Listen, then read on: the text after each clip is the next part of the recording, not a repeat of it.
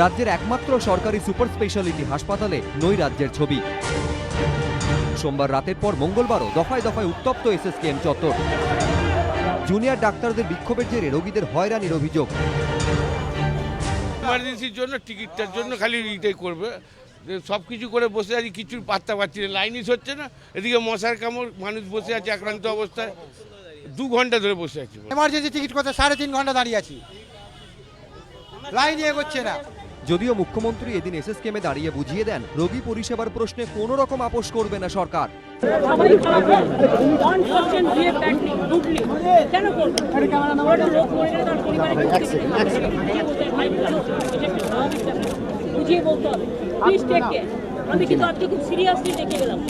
রাজ্য সরকারের কড়া বার্তা, এসএসকেএমে কোনো রকম বিশৃঙ্খলা বরদাস্ত করা হবে না, প্রয়োজনে কড়া ব্যবস্থা নেওয়া হবে বিশৃঙ্খলাকারীদের বিরুদ্ধে। মুখ্যমন্ত্রী চলে যাওয়ার পর এসএসকেএমে আসেন স্বাস্থ্য শিক্ষা অধিকর্তা।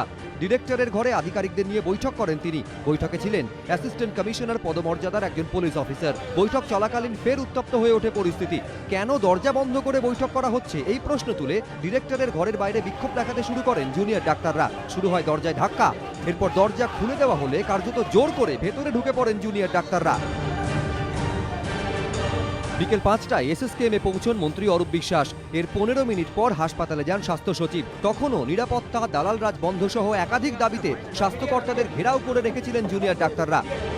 কিন্তু এরপরই সরকারের কড়া মনোভাবের সামনে পড়ে সুর নরম করেন জুনিয়র ডাক্তাররা। সন্ধে 6:30 নাগাদ উঠে যায় ঘেরাও।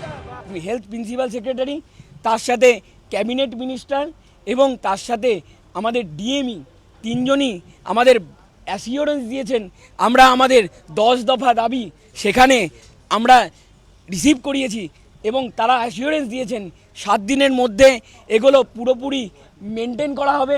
যদি সেই দাবিগুলো না মানা হয় তাহলে আমরা বৃহত্তর আন্দোলনের দিকে ডাক দেব। জুনিয়র ডাক্তারদের বিক্ষোভের জেরে এদিন হয়রানির শিকার হন বহু রোগী। রাজর্ষি দত্তগুপ্ত, সমিত সেনগুপ্ত ও হিন্দল দে, এবিপি আনন্দ।